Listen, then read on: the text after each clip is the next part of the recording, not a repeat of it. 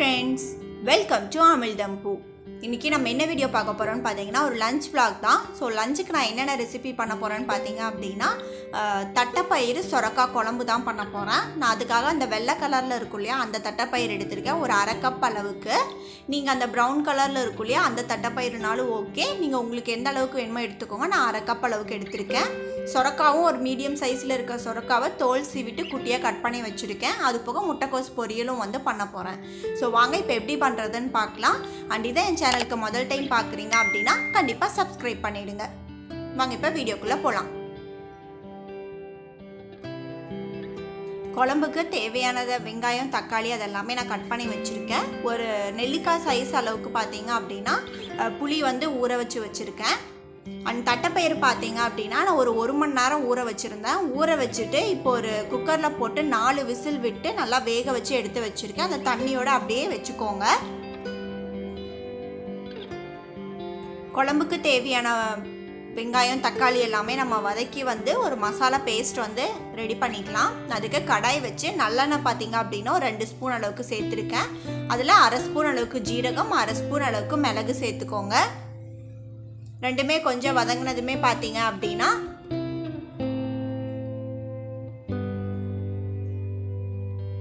ஒரு 7-8 பல் பூண்டு சேர்த்துக்கலாம். அதுக்கப்புறம் கட் பண்ணி வச்சிருக்க ஒரு 15-20 சின்ன வெங்காயம் சேர்த்துக்கோங்க. சின்ன வெங்காயம் நல்லா வதக்கி விடுங்க. ஸோ அது வதங்கிறதுக்காக கொஞ்சமாக நம்ம வந்து உப்பும் சேர்த்துக்கலாம். சின்ன வெங்காயம் இப்போ ஓரளவுக்கு பாதி அளவுக்கு வதங்கிடுச்சு. இது கூட பார்த்தீங்கன்னா ஒரு மீடியம் சைஸ் அளவுக்கு தக்காளி வந்து சேர்த்துருக்கேன். இந்த தக்காளி வெங்காயம் எல்லாமே ஓரளவுக்கு நல்லா வதங்கி வரட்டும். அதுக்கும் நான் ஒரு அரை ஸ்பூன் அளவுக்கு மஞ்சள் தூளும் சேர்த்துருக்கேன். அது கூட அதையும் வதக்கி விட்டுருங்க. இப்போ தக்காளி வெங்காயம் எல்லாமே பார்த்தீங்கன்னா நல்லா வதங்கிடுச்சு. இந்த அளவுக்கு வதங்கினா போதும். ஒரு தடவை நல்லா வதக்கி விட்டுட்டு நம்ம அடுப்பை ஆஃப் பண்ணிடலாம். அடுப்பை ஆஃப் பண்ணிவிட்டு அதே சூட்டில் பார்த்தீங்க அப்படின்னா தேங்காய் துருவல் வந்து நம்ம சேர்த்துக்கலாம். தேங்காய் துருவல் பார்த்தீங்க அப்படின்னா குழம்பு கொஞ்சம் கெட்டியாக இருக்கணும் அப்படிங்கிறதுக்காக மட்டும்தான். ஸோ அதனால் நான் ஒரு சின்ன ஸ்பூனில் பார்த்தீங்கன்னா ஒரு 3-4 ஸ்பூன் அளவுக்கு தான் தேங்காய் துருவல் சேர்த்துருக்கேன். அந்த கடாயோட சூட்லேயே அந்த தேங்காய் துருவல் போட்டு நம்ம வதக்கி விட்டால் போதும். ஒரு தடவை வதக்குனதுக்கு அப்புறமா பார்த்தீங்கன்னா நம்ம மசாலா எல்லாமே சேர்த்துக்கலாம். நான் பார்த்தீங்கன்னா 1 ஸ்பூன் அளவுக்கு மிளகாய் தூள் வந்து சேர்த்துருக்கேன். நீங்கள் உங்கள் காரத்துக்கு ஏற்ற மாதிரி சேர்த்துக்கோங்க. மல்லித்தூள் பார்த்தீங்கன்னா 2 ஸ்பூன் அளவுக்கு சேர்த்துக்கலாம். ஸோ சேர்த்துட்டு இதையும் வந்து மிக்ஸ் பண்ணி விட்டுருங்க. இப்போ இது எல்லாமே நல்லா ஆறுனதுக்கு அப்புறமா நம்ம மிக்ஸி ஜாரில் சேர்த்து கொஞ்சமாக தண்ணியும் சேர்த்து நல்லா நைஸாக அரைச்சி எடுத்துக்கலாம். இதை நல்லா ஆற வச்சிடலாம்.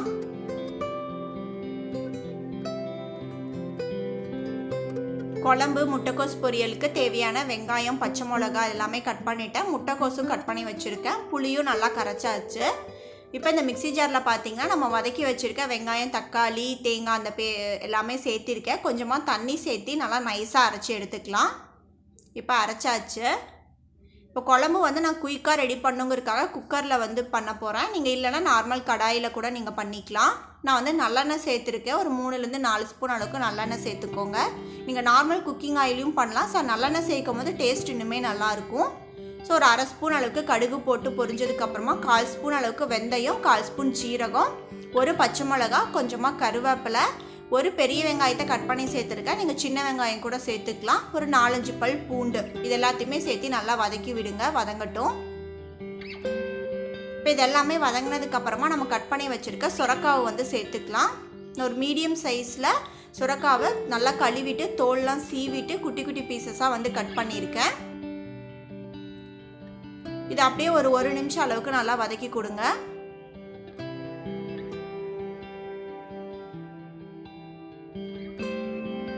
வதக்குனதுக்கு அப்புறமா இதுக்கு தேவையான அளவுக்கு நம்ம உப்பு சேர்த்துக்கலாம். உப்பு சேர்த்துட்டு அதையும் நல்லா வதக்கி கொடுத்துருங்க. கொஞ்சமாக ஒரு 1/4 ஸ்பூன் அளவுக்கு பெருங்காயத்தூளும் வந்து நான் சேர்த்துருக்கேன். ஸோ எல்லாத்தையுமே ஒன்றா மிக்ஸ் பண்ணி விட்டுடலாம். இது ஒரு நிமிஷம் அளவுக்கு நல்லா வந்து வதங்கட்டும். இதில் பார்த்தீங்கன்னா நம்ம வேக வச்சுருக்கோம் இல்லையா தட்டைப்பயிறு, அது தண்ணியோட அப்படியே நான் வந்து சேர்த்துருக்கேன். சேர்த்துட்டு அதையும் இது கூடவே மிக்ஸ் பண்ணி கொடுத்துருங்க. இப்போ நம்ம அரைச்சி வச்சுருக்கோம் இல்லையா வெங்காயம் தக்காளி அந்த பேஸ்ட் இருக்கு இல்லையா, ஸோ அந்த பேஸ்ட்டை வந்து இப்போ நம்ம சேர்த்துக்கலாம். ஸோ குழம்பு வந்து ரொம்ப தண்ணியாக இருந்தால் நல்லா இருக்காது. ஸோ உங்களுக்கு எந்த அளவுக்கு தண்ணி வேணுமோ அந்தளவுக்கு தண்ணி சேர்த்தி நான் வந்து அந்த மசாலாவையும் வந்து இதில் சேர்த்துட்டேன். இப்போ புளி தண்ணி கரைச்சி வச்சுருக்கோம் இல்லையா, அந்த புளி தண்ணியும் வந்து சேர்த்தியாச்சு.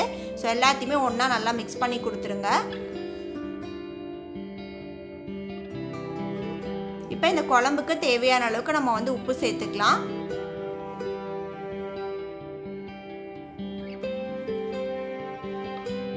உப்பு சேர்த்துட்டு நல்லா மிக்ஸ் பண்ணி கொடுத்துருங்க. இது வந்து ஒரு கொதி வரட்டும். அதுக்கப்புறம் நம்ம மூடி வச்சு ஒரு 2 விசில் விட்டு எடுத்துக்கலாம். குழம்பு டக்குன்னு வந்து நமக்கு சீக்கிரமாக ரெடி ஆகிடும். இப்போ பார்த்திங்கன்னா கொதி வந்து ஸ்டார்ட் ஆகிருக்கு. நம்ம இதை மூடி வச்சிடலாம், 2 விசில் வரட்டும்.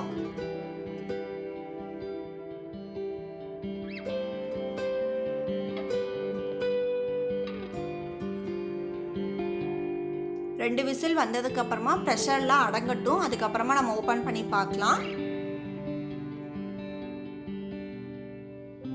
நான் குக்கர் மாற்றிட்டு இப்போ வந்து முட்டைக்கோஸ் பொரியல் பண்ணுறதுக்காக கடாய் வச்சுருக்கேன். 2 ஸ்பூன் அளவுக்கு எண்ணெய் சேர்த்தி ஒரு 1/2 ஸ்பூன் அளவுக்கு கடுகு போட்டு பொரிஞ்சதுக்கப்புறமா 1 ஸ்பூன் அளவுக்கு உளுந்தப்பருப்பு கடலைப்பருப்பு வந்து சேர்த்துருக்கேன்.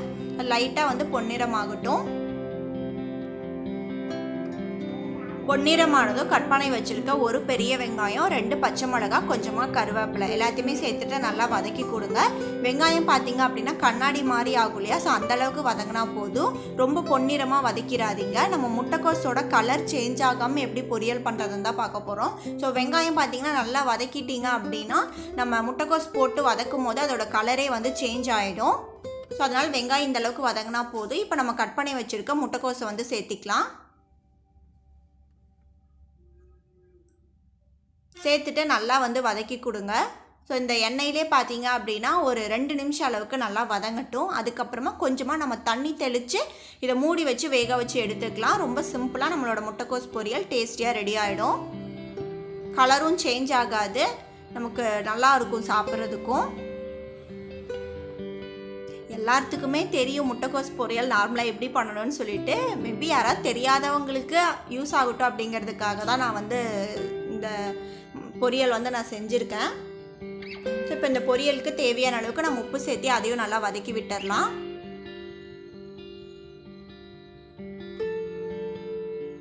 இப்போ 2 நிமிஷம் நல்லா வதங்கினதுக்கு அப்புறமா பார்த்தீங்க அப்படின்னா நான் லைட்டாக தண்ணி தெளித்து தான் விடுறேன். தண்ணி ஊற்றாதீங்க, லைட்டாக தெளித்து விட்டு இதை மூடி வச்சு ஒரு லோ டு மீடியமில் வந்து குக் பண்ணிங்க அப்படின்னா நல்லா வந்து முட்டைக்கோஸ் வெந்து வந்துடும். பொரியலும் நல்லாயிருக்கும் சாப்பிட்றதுக்கு. எனக்கு வந்து லைட்டாக க்ரன்ச்சியாக வந்து கடித்து சாப்பிட்றதுக்கு வந்து பிடிக்கும் முட்டைக்கோஸ் பொரியல். அதனால் அந்தளவுக்கு தான் நான் வந்து குக் பண்ணுவேன். ஒரு 3/4 அந்த மாதிரி தான் குக் பண்ணுவேன். ஃபுல்லாக வந்து குக் பண்ண மாட்டேன். ஸோ உங்களுக்கு எந்த மாதிரி வேணுமோ நீங்கள் அந்த மாதிரி குக் பண்ணிக்கோங்க. இப்போ தண்ணி எல்லாமே நல்லா சுண்டி முட்டைக்கோஸும் நல்லா வந்து நான் சொன்ன மாதிரி ஒரு 90% அந்த அளவுக்கு குக் ஆகிடுச்சு. இப்போ அடுப்பை ஆஃப் பண்ணிட்டேன். நான் ஆஃப் பண்ணிவிட்டு தேங்காய் துருவல் வந்து சேர்த்துருக்கேன். உங்களுக்கு எந்த அளவுக்கு தேங்காய் துருவல் வேணுமோ அந்தளவுக்கு சேர்த்துக்கோங்க. அந்த சூட்லேயே ஒரு மிக்ஸ் கொடுத்துட்டு நம்ம வந்து இதை சர்விங் பவுலுக்கு வந்து மாற்றிடலாம். இப்போ நம்ம குழம்பு வந்து ஓப்பன் பண்ணி பார்க்கலாம். பாருங்கள், நல்லா அந்த எண்ணெய் எல்லாம் பிரிஞ்சு ரொம்ப சூப்பராக வந்து ரெடி ஆகிடுச்சு. ரொம்ப டக்குன்னு நம்ம பார்த்திங்க அப்படின்னா குழம்பு ரொம்ப சிம்பிள், ஆனால் டேஸ்ட்டு ரொம்ப நல்லாயிருக்கும். ஒரு மிக்ஸ் கொடுத்துட்டு நான் திரும்ப அடுப்பை ஆன் பண்ணியிருக்கேன். ஒரு கொதி வரட்டும், அதுக்கப்புறமா நம்ம வந்து இறக்கிடலாம். இப்போ ஒரு கொதி வந்ததுக்கப்புறமா ஃபைனலாக கொஞ்சமாக கொத்தமல்லி இலை வந்து சேர்த்துருக்கேன். லாஸ்ட்டாக ஒரு மிக்ஸ் கொடுத்துட்டு நம்ம இதை வந்து இறக்கிடலாம். குழம்போட கன்சிஸ்டன்சியும் பாருங்கள் கரெக்டாக இருக்குது. ரொம்ப திக்கும் இல்லை, ரொம்ப தண்ணியாகவும் இல்லை, கரெக்டாக இருக்குது. நீங்கள் வந்து தேங்காய் துருவல் வேண்டாம் அப்படின்னு நினச்சிங்க அப்படின்னா இந்த தட்டைப்பயிரையே கொஞ்சம் பயிரை பார்த்தீங்க அப்படின்னா நல்லா மசிச்சு சேர்த்துட்டிங்கன்னா குழம்பு கொஞ்சம் கெட்டியாக கிடைக்கும் நமக்கு. ஸோ அந்த மாதிரியும் பண்ணலாம். அவ்வளோதான், இப்போ குழம்பு ரெடி ஆகிடுச்சு. இப்போ இதை சர்விங் பவுலுக்கு வந்து மாற்றிடலாம்.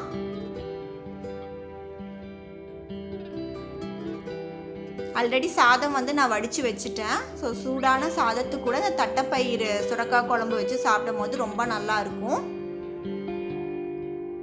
கண்டிப்பாக ட்ரை பண்ணி பாருங்கள், ரொம்ப ஈஸியானது தான். ஸோ ட்ரை பண்ணி பார்த்துட்டு உங்கள் கமெண்ட்ஸை சொல்லுங்கள் எப்படி வந்துச்சு அப்படின்னு சொல்லிட்டு. அண்ட் அது கூடவே பார்த்திங்கன்னா நம்மளோட முட்டைக்கோஸ் பொரியலும் வந்து ரெடியாக இருக்குது. ஸோ இது எல்லாத்தையுமே இப்போ வந்து நம்ம லஞ்ச் பிளேட் வந்து ரெடி பண்ணிடலாம். லஞ்ச் பிளேட் பார்த்தீங்கன்னா ரைஸ் வந்து வச்சுருக்கேன், கஞ்சி வடித்த சாதம் இருக்குது. அதுக்கப்புறம் பார்த்தீங்கன்னா நம்மளோட தட்டைப்பயிறு சுரக்காய் குழம்பு, முட்டைக்கோஸ் பொரியல், நல்ல கெட்டியான தயிர், அது கூடவே பார்த்தீங்கன்னா ஒரு அப்பளம் வச்சுருக்கேன். ஸோ இதுதான் வந்து என்னோடய லஞ்ச் பிளேட். ஸோ உங்களுக்கு இந்த வீடியோ வந்து பிடிச்சிருக்குன்னு நினைக்கிறேன். பிடிச்சிருந்தா வந்து கண்டிப்பாக லைக் பண்ணுங்கள். அண்ட் இந்த 2 ரெசிபியுமே கண்டிப்பாக ட்ரை பண்ணி பாருங்கள். ட்ரை பண்ணி பார்த்துட்டு உங்கள் கமெண்ட்ஸை சொல்லுங்கள். அண்ட் என் சேனலுக்கு யாராவது சப்ஸ்கிரைப் பண்ணாமல் பார்த்துட்டு இருந்தீங்கன்னா கண்டிப்பாக சப்ஸ்கிரைப் பண்ணிவிடுங்க. தேங்க்ஸ் ஃபார் வாட்சிங்.